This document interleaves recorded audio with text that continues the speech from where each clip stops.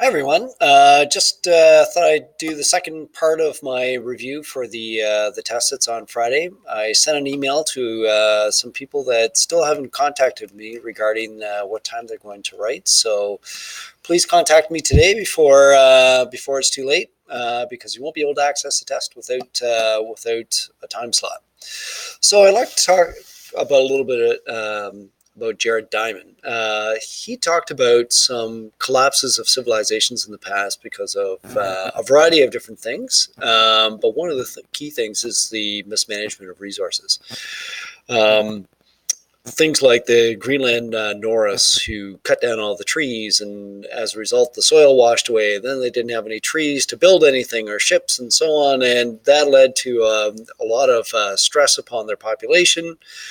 And then he mentioned about how they had contact with other people. So they could look at their Inuit neighbors and learn from them, see how they survived without trees. But for whatever reason, the Norse were not interested in learning from the Inuit. And as a result, uh, what could have saved them didn't. They also didn't have any contact with the outside world, so lacking ships and any effort from their European friends to come over and trade with them, they were left isolated. So relations with friendly and hostile societies is a key thing that can either help a society or lead to its demise. Climate change didn't help them out either, because at that time was the Little Ice Age, and the Greenland ice sheet was advancing upon them, putting more stress on their environment. And then finally, political, economic, and social impacts. They had a leadership structure that encouraged exploitation of the environment, and if they had cut back on the amount of sheep they were grazing and cattle and so on, they more than likely would have been able to extend their time period there for a longer period of time.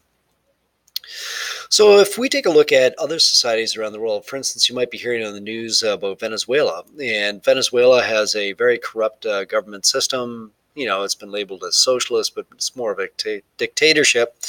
And it's led to the entire country losing its electricity grid for days and days and days. Complete and utter collapse of their economy. And they look to their neighbors like Brazil and so on, and are not learning from them, and in fact refuse to receive aid from Colombia. They say that it's all a government conspiracy to overthrow their own government, and refusing to allow aid to come into their country. Climate change, of course, is putting pressure on a variety of countries, but I wouldn't say that that's a real stress to the Venezuelan situation.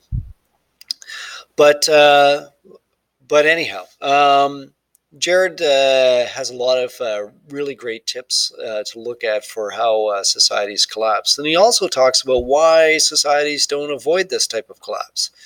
One of the key things is short-term versus long-term planning. One of the things that our prime minister got in trouble for was saying how he admired the Chinese government's ability to deal with climate change. That, you know, with a snap of fingers, there we go. We're going to start turning green, and every single government agency has to abide by the new directive of the Chinese government.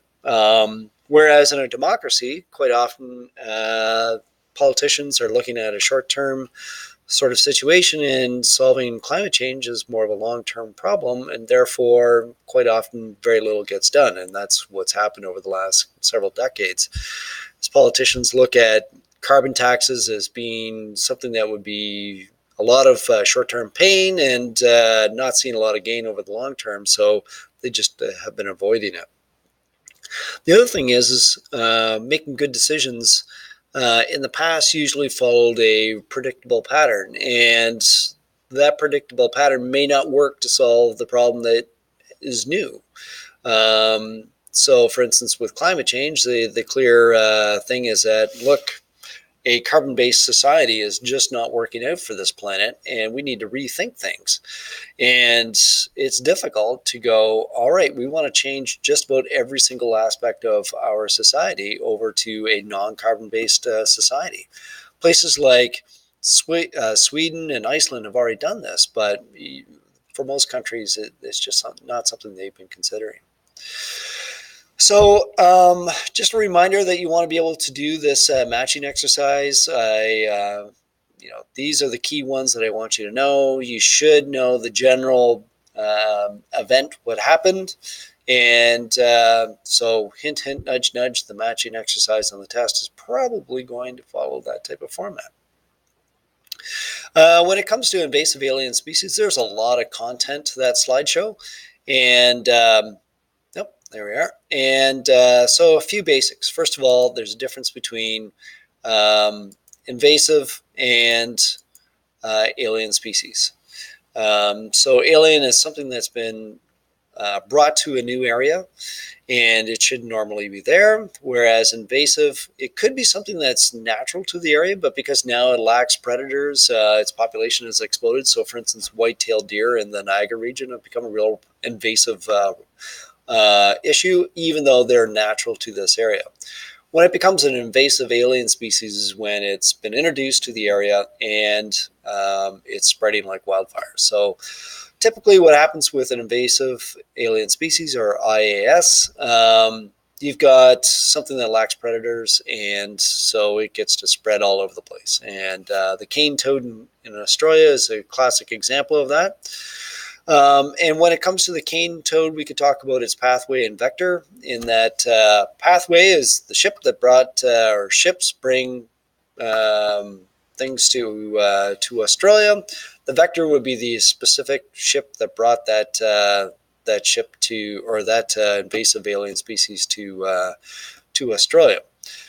So in the case of the cane toad, you can literally pinpoint down the farm that imported the cane toad to try and deal with the bugs that they had regarding the sugar cane that they were trying to protect.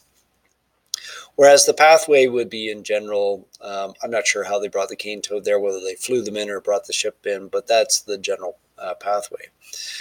Now, when it comes to dispersal, species that tend to be generalized in their habitat. So think of a raccoon or an opossum. They'll live anywhere. There's literally, tens of thousands of raccoons that live in the city of Toronto. And that's because they can handle just about any habitat. They can live in a plains type of environment. They can live in a forest environment. They can live in an urban environment. And so it means that they can easily spread. Whereas something that's really specialized, like a panda bear, it's not going to do well as soon as it gets out of its bamboo forest. It's really, really specialized in its habitat. So its ability to disperse is really, really low. The other thing that comes into the dispersal issue is whether there's any sort of limitations. So, for instance, in the case of New Zealand, you've got two islands, the main islands that make up the country, and so it could disperse throughout one island, but couldn't get to the other island because there's literally a physical barrier between the two islands. Whereas there might be an environmental type of factor. So, for instance, in Canada, as you go northward, the climate gets extremely hostile, and so, for instance, raccoons just don't spread up into the to the tundra. They can't handle those types of environmental conditions. Now, when it comes to the actual introduction of the species, there's usually two general categories. Intentional, which means the cane toad, for instance, was brought here purposely to deal with insects in sugar fields. Whereas unintentional is, oops, sorry, didn't mean to do that. So in the case of Asian carp, there was a big flood in the Mississippi region, and there was a bunch of pools that were growing Asian carp. They got flooded, and the fish got into the Mississippi River. You should be able to follow the intentional introduction pathway. So there's legal and there's unauthorized. So, for instance, in the case of the cane toad, the Australian government thought, hey, this is a great idea. We greenlight. Yes, you can do that. Whereas illegal introduction is, for instance, you letting go your pet goldfish in a local river. Looks like I'm running out of time here, so I'm just going to skip down to, don't forget there's all sorts of ecological and economical impacts, so you should read over those.